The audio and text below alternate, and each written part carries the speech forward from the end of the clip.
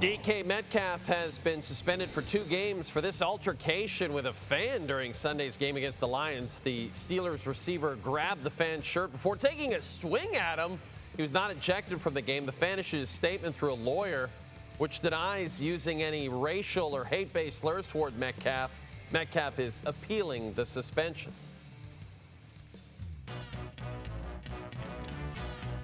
Good guy, that Mike Garafolo. Happy holidays to Mike Garafolo, our friend from the NFL Network, still working hard as we get closer to Christmas. Mike, 2-game suspension for DK Metcalf. This is a Steelers team that's still fighting for a division title. What are we to make of this entire situation? Jay, we are to make that the NFL takes it very seriously with regard to players initiating contact with fans. Now, you had Lamar Jackson earlier in the season. I thought Jackson was justified. That was a different situation. He's in the end zone. He's celebrating. A fan contacts him, and he kind of pushes him back. This was DK Metcalf walking up to the fan. Now, you're seeing all kinds of reports about what the fan said, the fact that the fan had, according to my colleague Tom Pelissero at NFL Network, egged on Metcalf before when he was in Seattle, and he used some words that if he did use those words, he should be banned from all NFL events moving forward. And I think that if the NFL does find that to be the case and does have evidence of it, that will wind up being the case. All that is fine. You can't initiate contact with a fan, and that is why DK Metcalf got the 2-game suspension. Again, walked over there, could have stayed there. In the end, they're just words, Jay. And I know that they're bad words and they're hurtful words and all that stuff, but you've got to stay away from that, and you've got to find a way to tune that out. People say, well, Mike Tomlin should have pulled him in the middle of the game. If he had, maybe the suspension would have been a little lighter, maybe 1 game lighter. We've seen that with Jalen Carter early in the season, the way that the NFL sort of took that into account. But this one, and I want to be clear about this, when there's an on-field incident that results in a suspension, Denzel Perryman being one of them, we saw that today, a suspension for him for a hit. That is to an independent arbiter appointed by both the NFL and the NFLPA. This is different. This is conduct detrimental to the league. So this appeal goes back to Roger Goodell or an arbiter of his designation. So you would think in this case that 2-game suspension would be upheld here. We shall see the way that it goes, Jay. Again, this is something that the league takes extremely seriously and is making it clear with this suspension. Mike, the Packers and Ravens suffered just devastating losses this past weekend, as you know, and that sets up a huge matchup on Saturday. But I guess my question for you is, who's going to be playing quarterback in that game? Yeah, the hope is that it's going to be Lamar Jackson for the Ravens.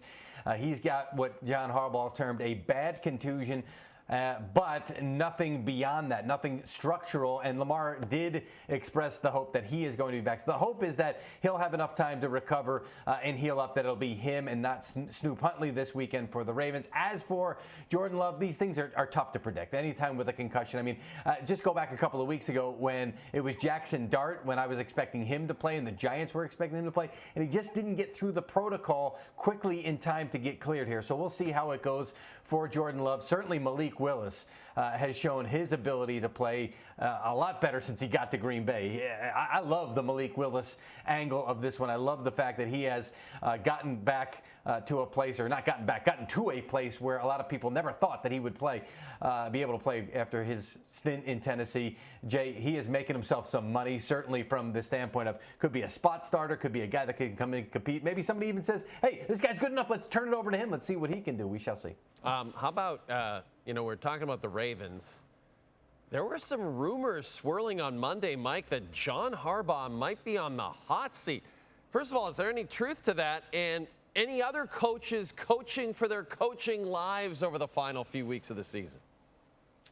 I believe plenty of them, Jay. I really do. And we've got a long list of coaches and potential hot seats that we can look at. But I like the way that you phrased it, the ones that are coaching for their job. Because I've heard it repeatedly the last couple of years. In fact, there was one year where we were getting whispers of look for John Harbaugh. It could potentially be the end of him in Baltimore. Then he goes and gets an extension. So I do know what owner Steve Bisciotti thinks of John Harbaugh. I know what Eric DeCosta, the general manager, thinks of John Harbaugh. We'll see how this season winds up finishing. They are reasonably still in this here. I'll believe that Harbaugh is done in Baltimore when I see that Harbaugh is done in Baltimore. How about Mike McDaniel? Not coaching for it in the sense of trying to make the playoffs, but but the Dolphins coach definitely trying to make a final statement for why he should continue. I know that there is a thought from owner Stephen Ross, from what I'm told, that he would like to keep him and he'd like to keep the continuity, but I think he's still got to show it over the last couple of weeks of the season. Did get that team to respond earlier in the season. And then there's Todd Bowles. Did get an extension before this season, but a lot of folks around the league saying, well, don't forget that John Gruden years ago from this ownership group got an extension, and then they moved on from him. Bowles and the Buccaneers, it's been disappointing, but all they have to do is win against the Dolphins this week coming up here, and then they've got themselves a win and in game to win the division against the Panthers at home. They have taken this to the wire when they probably should have won this thing and clinched this thing a little bit sooner. But the Buccaneers and Todd Bowles still have a chance, not only for redemption, but the chance to make another statement to continue in 2026. Mike, we have seen your home and we have seen various rooms in your home, but what we have not seen is a fireplace. How is Santa going to get in on Thursday? It's actually right over here, Jay. I would show it to you, but we're still working on the house here. Like, we've got plastic. I don't know if you can hear that. We got plastic and everything that's covering that up, and there is a fireplace that has been recut out. And one of these days I'm gonna do it by the fireplace for you, Jay. How about that? That would be incredible. I kind of wondered, like, that you have that cool brick wall behind you. I kind of thought Santa would just come crashing through the wall like the Kool-Aid man, you know, on Friday morning, right? Just Kool-Aid man, just do it. There's ho, ho, ho, but if you flip it around, it's oh, as in oh, yeah, right? Yeah, I like that idea. Well played, Mike Garafolo. Happy holidays to you, my friend, to you and your family.